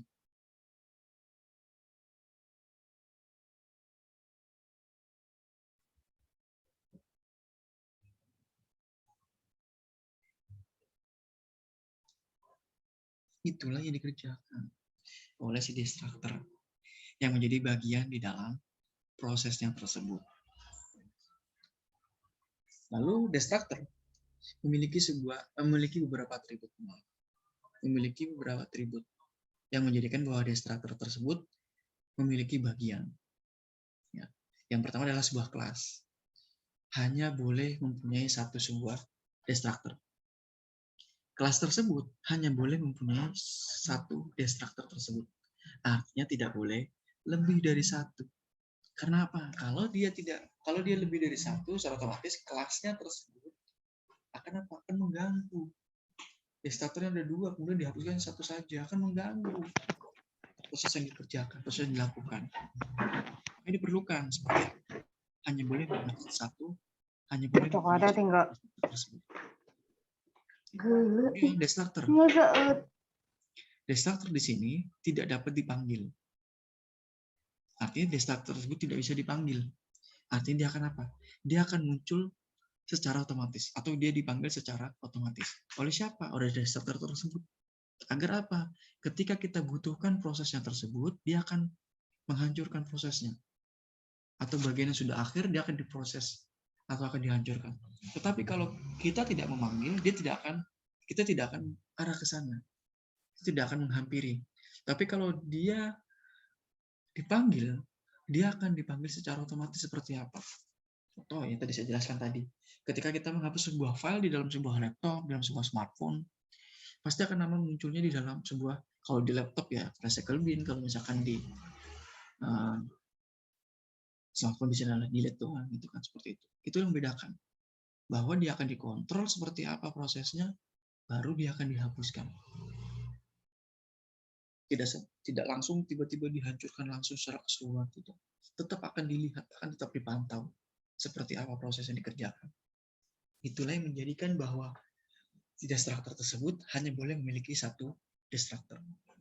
Dan pastinya tidak boleh dipanggil. Tidak dapat memanggil. Artinya bisa dipanggil secara otomatis. Kemudian destructor tidak mengambil modifier. Tidak mengambil modifier di sini adalah tidak memodifikasinya. Ataupun tidak mempunyai parameter. Ya, jelas berbeda.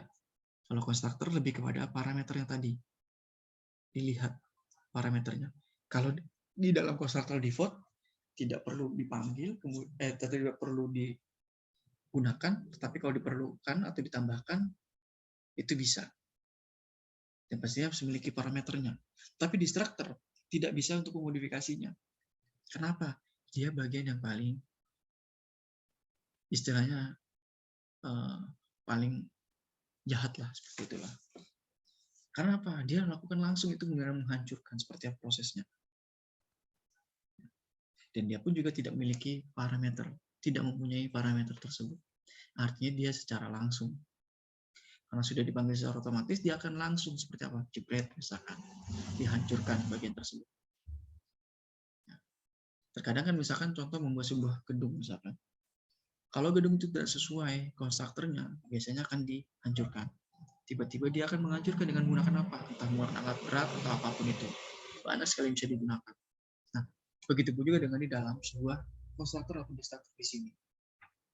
Itu yang bisa digunakan. Dia tidak bisa memodifikasi ataupun dia tidak bisa ataupun tidak mempunyai parameter yang digunakan. Lalu nama dari parameter di sini,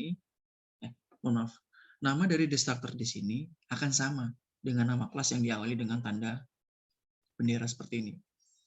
Artinya adalah dia bisa akan sama seperti itu dengan prosesnya. Dengan namanya pun akan sama.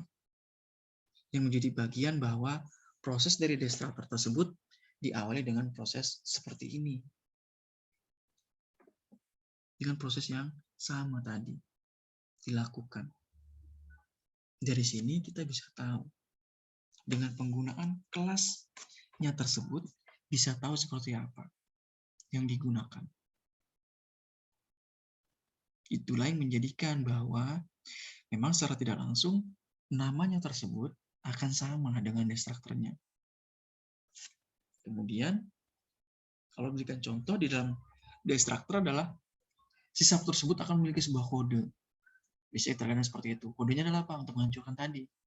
Proses yang dilakukan, proses yang dikerjakan di dalam destruktor tersebut.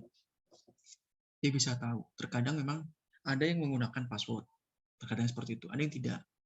Nah, di situ mengkodekan saja bahwa proses tersebut akan dihancurkan dengan menggunakan destruktor sebagai bagian dari prosesnya tersebut.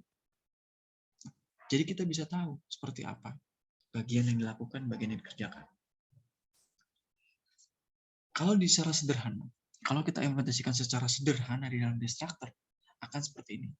Contoh adalah kelas murid. Di dalam kelas murid pasti akan kita tahu. Akan kita bisa lihat bahwa kelas murid tersebut akan dibuat. Misalkan contoh murid kelas berapa, misalkan seperti itu. Kemudian jenisnya apa.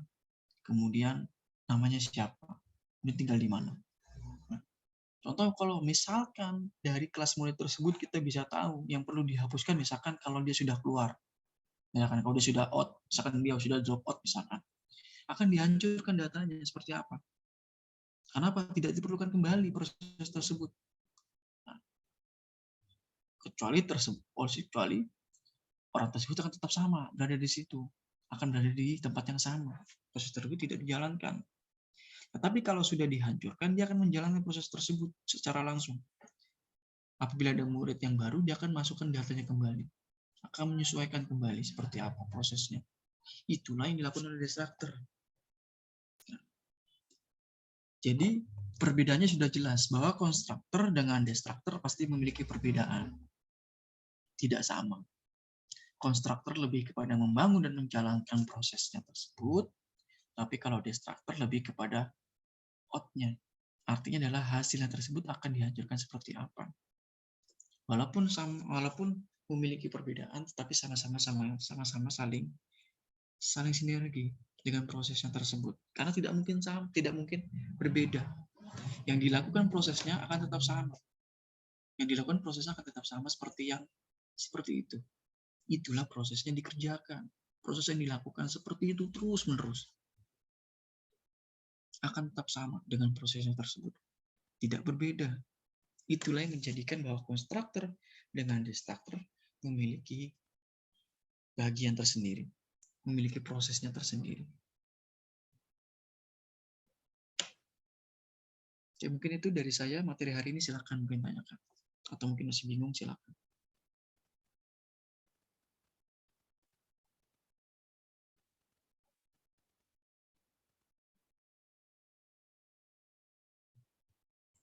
Pak, saya mau nanya Crystal Report, Pak, itu gimana, Pak? Apa Oke. kita bikin button gitu di dalam programnya yang terhubung sama aplikasi Crystal Report gitu, atau Crystal Report cuma buat laporan aja? Gini, Crystal Report itu lebih kepada bentuk, kalian tahu PDF lah ya. Kita contoh membuat di Word lah contohnya. Oh, tahu, Pak. Kita membuat di Word, kemudian misalkan di bentuknya adalah apa? Di saving dengan menggunakan .doc atau .docdocs atau apapun itu, atau .pdf. Hampir sama seperti itu prosesnya, Mas. Jadi tidak berbeda. Sebenarnya secara tidak langsung, sebenarnya bagian sih. Tetapi saya tidak terlalu mewajibkan mengenai Crystal Report. Tapi kalaupun bisa, silakan. Sebenarnya seperti itu. Karena dari yang sebelumnya memang ada kesulitan. Karena itu saling berhubungan. Yang penting intinya adalah programnya tersebut. Kalaupun tidak menggunakan, tidak apa-apa. Tapi kalau menggunakan, lebih baik. Nilainya pasti akan berbeda.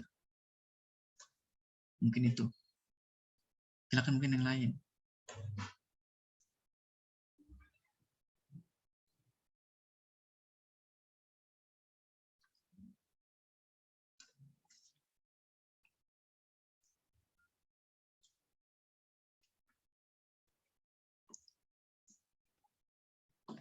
Ini di rumah semua ya?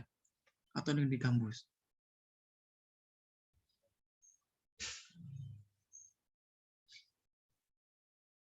Oke, mungkin selain Masnya siapa lagi? Silakan.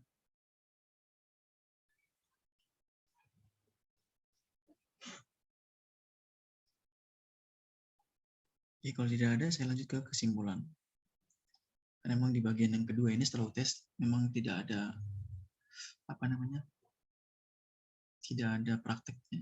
Bahkan malah cenderung lebih kepada teorinya, karena memang lebih banyak materi teorinya saja. Itu seperti itu memang. Kalaupun itu saya sudah ajarkan sebelumnya kan memang secara keseluruhan. Jadi polymorphism yang saya jelaskan bahwa berasal dari bahasa Yunani. Artinya adalah memiliki banyak bentuk. Walaupun memang memiliki banyak bentuk, tetapi secara konsep di dalam polymorphism ini digunakan untuk sesuatu yang sama di dalam bentuknya tersebut. Tetapi bentuknya akan memiliki perbedaan masing-masing. Artinya tadi saya sudah jelaskan, kalau bentuknya lingkaran, pasti bisa lingkaran itu jadi apa? Entah jadi roda, entah jadi topi, misalkan seperti itu, entah jadi apapun itu. Ya, tergantung kebutuhannya, tergantung keinginan yang digunakan. Nah, dari situ artinya adalah apa? Mengembangkan proses yang dilakukan. Jadi walaupun memiliki perbedaan di dalam prosesnya tersebut, di dalam bentuk prosesnya tersebut walaupun berbeda-beda, tetapi tetap sama. Prosesnya akan seperti ini, tidak mungkin yang lain. Kalau secara umum, di dalam polimorfisme ini dibagi menjadi dua bagian. Ada yang namanya overloading, ada yang namanya overreading. Hampir sama, hanya membedakan adalah reading dengan loadingnya saja. Jadi sudah saya jelaskan seperti apa overloading maupun overreading. Sama-sama memiliki bagian di dalam polimorfisme. Artinya sama-sama memiliki kerjasama. Nah, konstruktor saya belum jelaskan tadi. Konstruktor lebih kepada bentuk fungsinya ketika pertama kali dijalankan. Pada saat program tersebut dijalankan dan juga dibangun seperti apa. Tidak mungkin dijalankan saja. Karena apa? Ketika programmer mengerjakan sesuatu, pasti dia membangun programnya dulu. Agar apa? Ketika program tersebut mudah digunakan, mudah dijalankan. Oleh siapa? Oleh pengguna, oleh user, oleh siapapun itu. Itulah yang membedakan. Nah, konstruktor sebenarnya secara tidak langsung memiliki bagian tersendiri. Konstruktor di dalam sebuah IT dengan konstruktor di dalam sebuah arsitek. Sebenarnya teknik lebih kepada bentuk konstruktornya sama. Hanya saja bentuknya berbeda. Kenapa saya bilang bentuknya berbeda? Seperti itu. Nah, tidak mungkin yang ada di dalam arsitek pasti digunakan di dalam IT. Pasti digunakan. Dengan apa? Dengan menggunakan dia menggunakan 3D, dengan menggunakan apapun itu, dengan menggunakan aplikasi yang lain. Saling berkaitan. Konstruktor dalam sebuah bangunan menggunakan arsitektur dengan konstruktor yang menggunakan IT tersebut. Nah, nanti akan kalian tahu ketika kalian sudah ke semester berikutnya lah. Kalian akan jelaskan konstruktor konstruksi apa saja, misalkan seperti itu.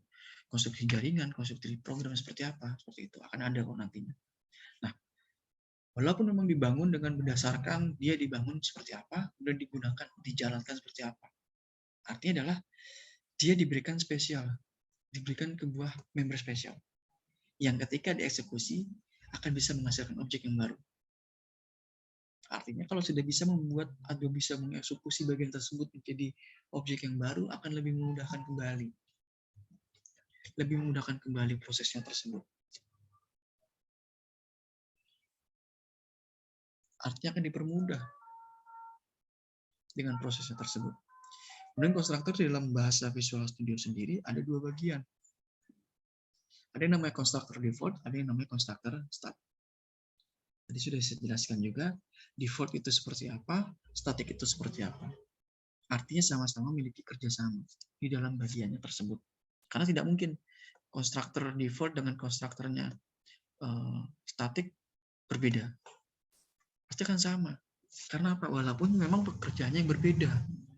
Karena sama-sama memiliki konstruktor. Memiliki bangunannya dulu. Seperti apa? Ketika dijalankan, dia akan memudahkan seperti apa gunanya. Akan menggunakan default atau menggunakan statiknya yang digunakan. Artinya dalam mempermudah yang digunakan tersebut.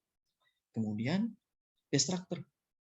Kalau destructor, lebih kepada bagian kebalikannya dari konstruktor tersebut. Walaupun memiliki kebalikan dari konstruktor, artinya sama-sama dengan menggunakan finalize. Dengan proses finalize inilah destructor bisa dikerjakan. Destructor bisa dilakukan eksekusinya. Artinya memudahkan. Kalau tidak memudahkan ya sama saja. Memudahkan ketika finalisasi dengan menggunakan tadi menghancurkan ataupun destroy-nya tersebut. Artinya dia juga bisa tahu parameter yang digunakan itu seperti apa. Tidak menggunakan parameter tadi ya, konstruktor. Kalau konstruktor lebih gunakan parameternya seperti apa. Dia tidak menggunakan parameter, tapi dia tahu posisi yang mana dia harus hapuskan atau dia hancurkan. Tapi dalam Visual Studio tadi sudah dijelaskan, dia tidak bisa menghapus, tidak bisa menghancurkan objek yang sudah ada. Artinya adalah apa? Harus dikontrol. Kalau tidak terkontrol dengan baik, dia akan hilang. Dia akan dihapuskan secara serta-merta seperti itu. Yang menjadikan bahwa destructor akan lebih keras. Nah, destructor di sini memiliki sebuah atribut. Tadi sudah saya jelaskan ada 4 bagian. Kelasnya hanya boleh memiliki atau mempunyai 1 destructor Kemudian destrukturnya tidak bisa memanggil, yang bisa dipanggil hanya secara otomatis. Kemudian destrukturnya tidak bisa mengambil modifier sebagai modifikasinya tadi, ataupun tidak mempunyai parameternya. Nah, namanya dari destruktur tersebut akan sama dengan nama kelasnya. Artinya akan saling berkaitan. Walaupun bagiannya berbeda-beda. Dia hanya bisa memiliki satu bagian destruktur. Artinya apa? Dia tidak bisa memiliki dua bagian. Kalau dia hancurkan tiba-tiba dua-duanya, tidak bisa dikembalikan kembali. Ya, harus dipilih salah satu. Harus digunakan yang mana? Pilihan adalah seperti itu. Dia gunakan yang satu tersebut untuk apa? Agar apa? Ketika program tersebut tidak mengalami error ketika dihancurkan. Nanti tiba-tiba itu dihancurkan, kemudian kita kembali restart tersebut, prosesnya akan hilang atau error kembali. Akan kesulitan. Itulah yang dilakukan. Ataupun tidak bisa dipanggil. Karena apa? Dia dipanggil secara otomatis. Contoh misalkan dengan menggunakan apa? Ya, yang dilakukan. Kalau otomatis tiba-tiba dipanggil secara langsung, atau misalkan menggunakan apa gitu kan, yang menandakan bahwa dia bisa terpanggil seperti itu. Ataupun bahkan dia tidak bisa mengambil sebuah modifier, tidak bisa memodifikasinya seperti apa. Artinya sudah sederhananya seperti itu. Ataupun tidak mempunyai parameternya, yang menjadi bagian parameter yang dilakukan. Ataupun namanya sama dengan kelas yang lain. Artinya akan tetap sama seperti itu. Itulah yang dilakukan, dikerjakan. Yang menjadi bagian di dalam destrukturnya tersebut.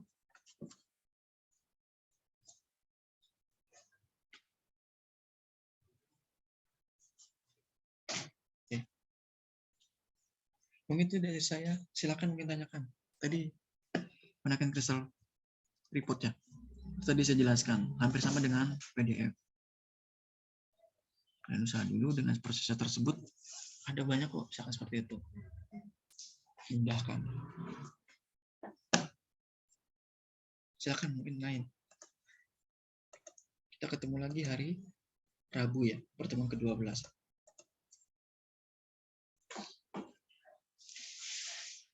Oke. Silakan. Kalau tidak ada, saya akhiri. Terima kasih atas waktunya. Mohon maaf mengganggu waktunya kalian. Harusnya libur, akhirnya ada jam mata kuliah pengganti. Karena saya tanggung jawab kalian. Kalau kalian tidak mendapatkan materi hari ini, sama saja saya membiarkan kalian. Seperti itu. Mungkin itu dari saya. Terima kasih atas waktunya. Terima kasih atas atensinya. Selamat siang. Selamat beristirahat. Wassalamualaikum warahmatullahi wabarakatuh. Waalaikumsalam Waalaikumsalam warahmatullahi wabarakatuh. Terima kasih Pak Terima kasih, Pak. Budi. Sama-sama, Mbak.